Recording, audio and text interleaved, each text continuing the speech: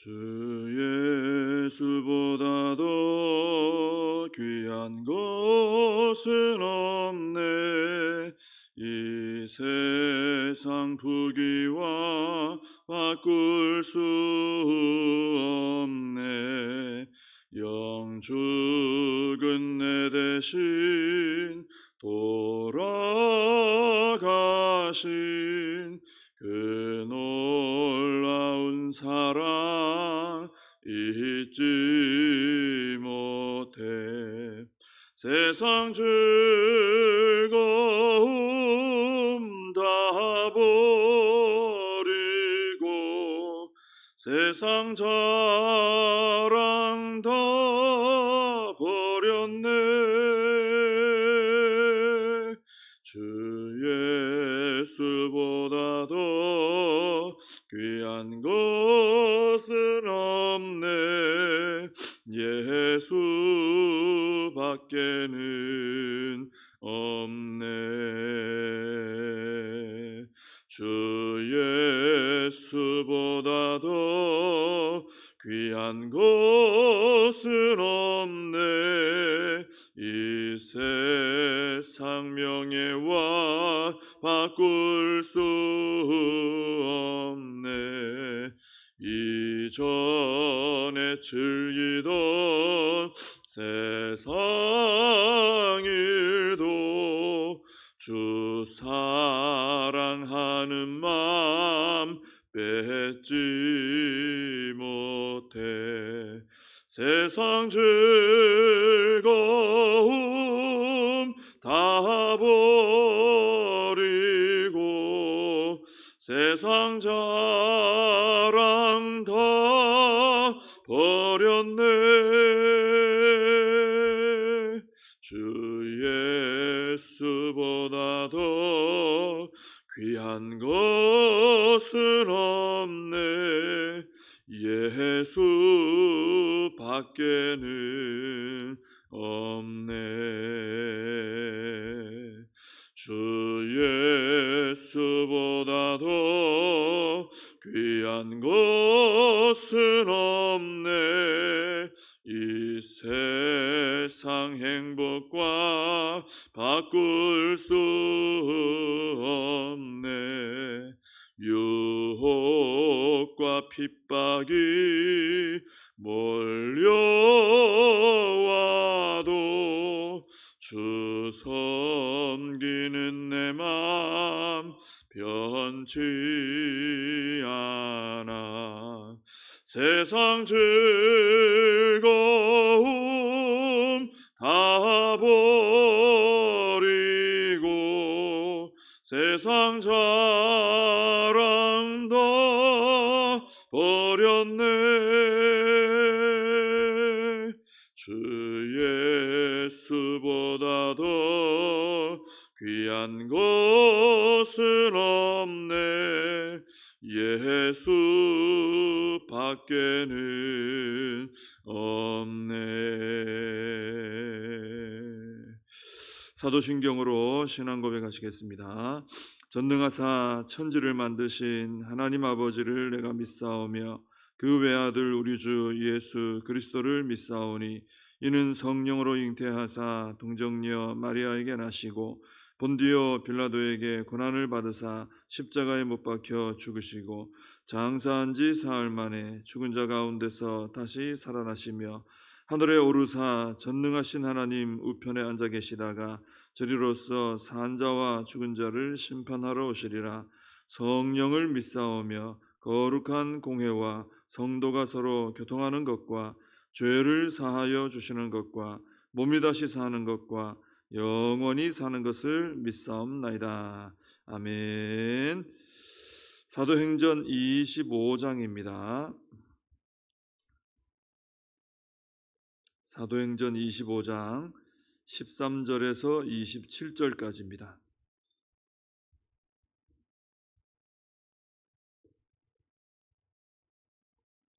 사도행전 25장 13절에서 27절 봉독해 드리겠습니다. 수일 후에 아그리빠 왕과 버니게가 베스도에게 문안하러 가이사랴에 와서 여러 날을 있더니 베스도가 바울의 일로 왕에게 고하여 이르되 벨릭스가 한 사람을 구류하여 두었는데 내가 예루살렘에 있을 때에 유대인의 대제사장들과 장로들이 그를 고소하여 정죄하기를 청하기에 내가 대답하되 무릇 피고가 원고들 앞에서 고소 사건에 대하여 변명할 기회가 있기 전에 내주는 것은 로마 사람의 법이 아니라 하였노라. 그러므로 그들이 나와 함께 여기 오매 내가 지체하지 아니하고 이튿날 재판자리에 앉아 명하여 그 사람을 데려왔으나 원고들이 서서 내가 짐작하던 것 같은 악행의 혐의는 하나도 제시하지 아니하고 오직 자기들의 종교와 또는 예수라 하는 이가 죽은 것을 살아있다고 바울이 주장하는 그 일에 관한 문제로 고발하는 것뿐이라. 내가 이 일에 대하여 어떻게 심리할는지 몰라서 바울에게 묻되 예루살렘에 올라가서 이 일의 신문을 받으려느냐 한즉 바울은 황제의 판결을 받도록 자기를 지켜주기를 호소하므로 내가 그를 가이사에게 보내기까지 지켜두라 명하였노라 하니 아그리빠가 베스도에게 이르되 나도 이 사람의 말을 듣고자 하노라. 베스도가 이르되 내일 들으시리이다 하더라.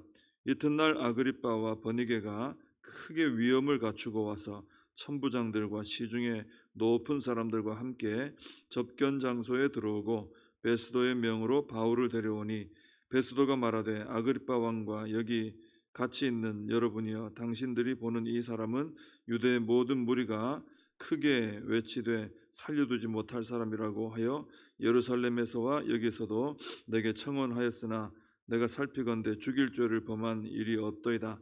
그러나 그가 황제에게 상소한 고로 보내기로 결정하였나이다. 그에 대하여 황제께 확실한 사실을 아뢰을 것이 없으므로 신문한 후 상소할 자료가 있을까 하여 당신들 앞 특히 아그리빠 왕 당신 앞에 그를 내세웠나이다.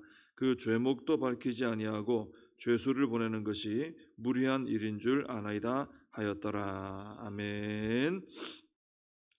자, 오늘 본문에는 이 아그리빠 왕과 버니게가 이제 등장을 합니다. 이 아그리빠는 헤롯 아그리빠 2세인데 이 헤롯 아그리빠 그러니까 2세니까 1세의 그 아들이고 헤롯 대왕의 후손이고 이 유대 지역을 통치했던 이제 헤롯 왕조가 쭉 오래 통치해 왔는데 그 통치했던 헤롯 왕조의 이제 마지막 왕이기도 한 사람입니다.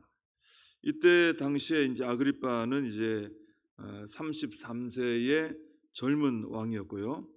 이 아그리빠하고 같이 온 버니게라는 사람이 있죠. 이 버니게라는 사람은 아그리빠의 누이입니다. 누나인데, 근데 이 두 사람은 남매 관계인데도 부부로 지내고 있었습니다. 이 헤롯 집안은 신약 성경에 계속해서 나오죠. 우리가 신약 성경 읽어보면은 계속 이제 헤롯이 나오길래 이 사람이 똑같은 사람이 왜 이렇게 계속 나오나 하는데 그 집안 사람들이죠. 다 아그리빠 2세의 증조부가 바로 헤롯 대왕인데 이 헤롯 대왕은 이제 아기 예수님을 죽이려고 했던 사람이 바로 헤롯 대왕입니다. 그리고 아그리빠 2세의 큰 아버지가 되는 헤롯 안티파스라는 사람은 예수님의 그 재판을 맡았던 사람입니다. 우리가 다 성경에서 봤던 그런 인물들이죠. 그리고 오늘 본문에 나오는 헤롯 아그리빠 2세하고 그의 누이 버니게 이 사람들은 이제 바울을 통해서 이제 복음을 들을 수 있는 기회를 이제 여기서 얻게 되는 것입니다. 자, 이렇게 보면은 헤롯 집안 사람들은 계속해서 예수님과도 연관이 있고 또 바울에게서 복음도 듣고 어떻게 보면 예수님 믿을 수 있는 기회가 참 많이 주어졌던 사람들입니다. 근데 끝끝내 이 사람들은 예수님을 영접하거나 믿었다거나 이런 얘기가 나오질 않는 거예요. 예수님과 늘 관련이 되어서 나오긴 하지만은 이 헤롯 대왕부터 시작해서 계속해서 예수님과 바른 관계를 맺지 못합니다. 헤롯 대왕부터 출발부터가 예수님과 좋은 관계를 맺지 못하니까 그 다음 해서 집안 전체가 계속 예수님과 연관되고 같은 동시대에 살고 복음을 듣고 하면서도 그 후손들에게도 계속 영향이 끼쳐져 가지고 결국은 예수님 믿는 그런 인물이 나오지 않게 됐다라는 것이죠. 그래서 이 부모가 예수님과 어떤 관계를 맺고 살아가느냐 자녀들에게 끼치는 영향이 굉장히 크다는 것을 이 헤롯 집안을 봐서도 알 수가 있습니다. 부모가 하나님을 가장 귀한 분으로 알고 또 그렇게 또 실제로 믿음 생활을 그렇게 하고 또 신앙생활을 그렇게 소중히 여기고 이렇게 하면은 그게 자녀들에게도 반드시 영향이 가게 되어 있거든요. 그래서 이 헤롯 집안을 보면서 참 이 부모의 역할이 또 요즘엔 조부모님들도 손자 손녀들에게 영향이 있죠. 우리의 역할, 어른들의 기성세대의 역할이 다음 세대에게 끼치는 영향이 굉장히 크구나. 내가 하나님을 바르게 알고 바로 섬겨야 되겠구나 하는 것을 깨닫게 되는 것입니다. 이 아그리빠 왕과 버니게는 이 베스도에게 문안하러 이 가이사랴 와가지고 이제 여러 날을 있었습니다. 베스도 입장에서도 참 이게 기회가 될 수 있어요. 왜냐하면 자기 자신보다는 이 아그리빠 왕이 이 유대 사람들에 대해서 더 잘 알거든요. 그렇기 때문에 바울에 대해서 좀 물어볼 수 있는 조언을 구할 수 있는 기회가 됩니다. 그래서 이 베스도가 아그리빠 왕에게 내 전임자부터 해서 구류가 되어 있는 사람이 하나 있다. 바울이라는 사람인데 이 사람에 대해서 내가 좀 어떻게 해야 될지 모르겠다. 그리고 이제 그 사이에 일어났던 자초지종을 쭉 오늘 본문에 보면은 설명을 해주고 있죠.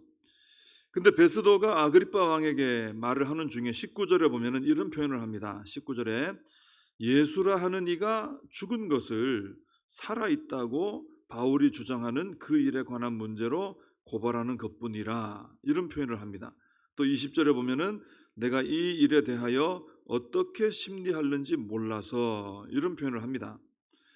이 베스도라는 사람은 로마에서 유대 지역을 통치하라고 보낸 이 파송한 총독이죠. 그러니까 뭐 우리가 상식적으로 생각해도 똑똑한 사람입니다. 또 뛰어난 인물입니다. 그런데 베스도는 예수님에 대해서 설명하기를 예수라 하는 이가 죽은 것을 살아있다고 바울이 주장한다. 이런 표현을 하는 거예요. 이 부활에 대해서 아는 것 하나도 없다는 것을 우리가 알 수 있습니다. 이 베스도가 똑똑한 사람인데 힘도 있는 사람인데 예수님은 전혀 몰라요. 자기 스스로도 그러죠. 내가 이 일에 대하여 어떻게 심리하는지 모르겠다. 로마 총독이 웬만하면 내가 모르겠다 하고 꼬리 내리는 일이 좀 있겠습니까? 웬만한 건 당당하게 해결하겠죠. 근데 예수님, 부활 이러니까 아무것도 모르는 거예요. 까막눈이에요. 까막눈. 신앙에 대해서. 그러니까 무엇을 해야 될지 모르겠는 거죠. 그러니까 세상에서 아무리 똑똑하기도 하고 많은 지식을 쌓고 해도 하나님을 만나지 않으면, 그죠? 하나님께서 은혜 주시지 않으면은 믿음을 가질 수 없고 하나님에 관해서 하나도 알 수 없다라는 것입니다. 그러니까 똑똑한 아무리 세상에서 많은 것을 알고 있어도 하나님을 알지 못하는 무식한 사람으로 살아갈 수밖에 없다는 것이죠. 근데 성경이 가르치기를 하나님을 아는 게 지식의 근본 아닙니까? 그러니까 하나님을 모르면 지식의 근본이 없는 것이고 그렇기 때문에 그 위에 쌓아 올린 모든 지식은 거짓 지식이고 잘못된 지식이거든요.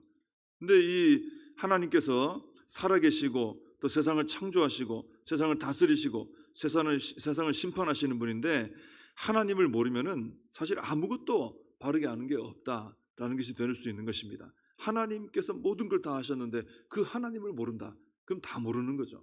아무리 세상만 보고 파고들어도 하나님을 모르고 세상을 파고들면은 그 잘못된 지식이 나올 수밖에 없는 것입니다. 물론 그렇게 파고들다가 만드신 하나님을 만나기도 하지만 하나님 없이 연구하고 공부한 것들이 참 허망한 것이 될 수 있다라는 것이죠. 그래서 우리는 하나님을 먼저 아는 것이 바른 지식의 근본이고 출발이고 또 모든 것을 바르게 알 수 있다 하는 것을 알고 우리 자신도 하나님을 힘써 아는 사람이 될 뿐 아니라 우리 다음 세대 우리 자녀들에게 하나님을 열심히 가르치는 전수해주는 우리가 되어야 된다는 것입니다. 우리가 이 성경학교나 이런 아이들 주일 학교 때 가르치고 하는 것이 때로는 이렇게 한다고 아이들에게 뭐가 남는 게 있을까 변화되는 게 있을까 싶지만은 반드시 심은 것은 그대로 거두게 되어 있습니다. 아이들에게 뭘 지금 심어주고 있느냐? 그러니까 내 아이들이 지금 어떤 환경에서 내가 어떤 생활을 하도록 하고 있느냐? 이게 나중에 다 그대로 나오는 거죠. 그러니까 우리 다음 세대에게 지금 뭔가 좀 이게 밑빠진 독에 물 붓는 거 아닌가 하는 생각이 들어도 말씀을 정말 신실하게 정말 아이들에게 가르쳐 놓잖아요. 아이들에게 말씀을 집어넣어 놓으면은 반드시 이 아이들에게서 나중에 믿음이라는 열매가 나오게 되어 있습니다. 이걸 우리가 확실한 소망을 가지고 끊임없이 바로 눈앞에서 뭔가 열매가 없다 할지라도 끊임없이 아이들에게 이 진리를 가르치고 하나님을 알게 하는 이 일에는 우리가 포기하지 말고 끝까지 이것을 시도를 해야 된다라는 것이죠. 이 베스도의 말을 들은 아그리빠는 바울을 직접 만나서 들어보겠다 그럽니다. 그래서 그 이튿날 베스도가 바울을 데리고 아그리빠 앞으로 옵니다. 근데 아그리빠와 버니게가 보니까 이 바울을 만날 때 크게 위엄을 갖추고 왔다 그랬어요. 아주 엄청나게 꾸미고 나온 거죠. 천부장들과 시중에 높은 사람들 쫙 배석하고 그 접견 장소에 들어온 겁니다. 아마도 이 죄수 자격으로 그 자리에 들어오는 바울 앞에서 자신들을 좀 과시하려고 한 것 같아요. 우리가 이런 왕족이다. 그리고 너 우리 앞에 잘해라. 뭐 이런 식으로 하려고 들어온 것 같습니다. 그 이제 어떤 화려한 모습으로 그 권세 있는 모습으로 바울을 누르려고 했던 것이죠. 그런데 겉으로 볼 때는 아그리빠와 버니게가 화려해 보였겠죠. 누가 봐도 그럴 겁니다. 그러나 하나님께서 보실 때 어떻느냐 이게 중요하죠. 하나님께서 보실 때는 그 자리에서 가장 빛나는 사람은 누구겠습니까? 바울입니다. 세상 입장에서는 죄수죠. 초라합니다. 볼 거 없습니다. 근데 하나님께서 보실 때는 아무리 왕복으로 멋있는 옷으로 꾸며놓은 사람이라 할지라도 그 자리에 있는 바울이 가장 빛나는 존재라는 것이죠. 바울은 왜 그렇습니까? 화려한 세상의 옷을 입은 것은 아니지만 예수 그리스도로 옷 입고 있었기 때문입니다. 그래서 우리도 이 바울처럼 세상의 화려한 것으로 나를 꾸미기보다 우리는 하나님께 잘 보여야 되니까 예수 그리스도로 옷 입기에 힘쓰는 우리가 되어야 한다라는 것입니다. 25절에 보시면은 베스도가 그럽니다. 자신이 살펴보니까 총독이 바울에게는 죽일 죄가 없다. 아무리 내가 살펴봐도 죽일 죄는 없다. 그리고 바울을 이제 황제에게 지금 보내야 하는데 이 확실한 사실을 알을 것이 지금 없어가지고 신문을 해서 상소할 자료를 좀 구해야 된다. 뭐 죄목이 있어야 보내지 않겠느냐 이거죠. 그래서 이것을 위해 아그리빠 왕 앞에 바울을 세웠다. 좀 이 사람 뭐가 문제인지 당신이 좀 밝혀주시오 이거죠. 자, 이걸 통해 우리가 알 수 있는 것은 바울은 로마 총독이 세밀하게 살펴봐도 죄를 발견할 수 없을 정도로 깨끗한 삶을 살았다는 거예요. 우리 세상적으로 말해서도 아무리 털어봐도 먼지가 안 나오는 게 마치 이 다니엘 떠올리지 않습니까? 그죠? 그러니까 두 가지입니다. 바울은 하나님 앞에서도 생명 다해 헌신하며 살았습니다. 부끄럽지 않게 살았어요. 그리고 세상 법 앞에서도 흠잡힐 것 없는 깨끗한 삶을 살았다는 것입니다. 이게 참 이렇게 되면 능력이 있는 것입니다. 그래서 우리도 바울처럼 하나님 앞에서는 우리가 생명 다해 사명 감당하는 헌신자의 삶을 살고 하나님 앞에 먼저 부끄러움이 없어야 되겠죠. 그 다음에 세상의 법 앞에서도 책 잡힐 것이 없는 깨끗한 삶을 살자는 거죠. 그럴 때 우리가 세상 앞에 섰을 때 우리의 말이 권세가 있게 되는 것입니다. 힘이 있게 되는 것이죠. 우리 바울을 보면서 우리 자신의 삶을 돌아봤으면 좋겠습니다. 기도하겠습니다. 하나님 아버지 감사합니다. 우리 바울의 삶을 볼 때 참으로 하나님 앞에 바울의 삶이 정직한 삶, 바르게 헌신하는 삶, 사명의 길을 생명 다해 걸어가는 삶이었을 뿐 아니라 세상 사람들 앞에서도 총독이 아무리 먼지를 털어봐도 바울에게서는 책 잡을 만한 것이 나오지 않는 깨끗한 삶을 산 것을 보게 됩니다. 그렇기 때문에 바울의 말 한마디가 참으로 힘이 있었던 것을 보고 그의 영향력이 있었음을 보게 됩니다. 하나님, 저희들도 열심히 하나님 잘 믿고 정말 하나님 앞에 생명 다해 사명 감당하고 그리고 세상 앞에서도 하나님 저희들이 먼지가 나오지 않는 참 깨끗한 삶, 책 잡힐 것이 없는 그런 삶을 살아서 세상을 향해서 거룩한 영향을 끼치는 삶을 살아가게 하여 주시옵소서. 특별히 하나님 아버지, 여름 성경학교 중입니다. 하나님, 다음 세대를 위해서 저희들이 할 것이 무엇인가 고민하면서 열심으로 아이들에게 진리를 가르치고 있습니다. 하나님, 이 진리가 아이들에게 심어지는 줄 믿습니다. 열심으로 우리가 본을 보이고 진리를 가르치고 심어줄 때 결국 그들에게서 귀한 열매가 나올 줄 믿고 포기하지 말고 낙심하지 말고 진리를 가르치고 본을 보이고 또 심어주는 저희들의 삶이 되게 하여 주시옵소서. 오늘 거룩한 주일입니다. 오늘도 예배드리는 시간마다 우리 하나님의 영광이 나타나고 은혜 받는 시간, 변화되는 시간, 복된 시간 될 수 있도록 축복하여 주시옵소서. 예수님의 이름으로 기도하옵나이다. 아멘. 주님 가르쳐주신 기도로 예배를 마칩니다. 하늘에 계신 우리 아버지여, 이름이 거룩히 여김을 받으시오며 나라의 임하옵시며 뜻이 하늘에서 이룬 것 같이 땅에서도 이루어지이다.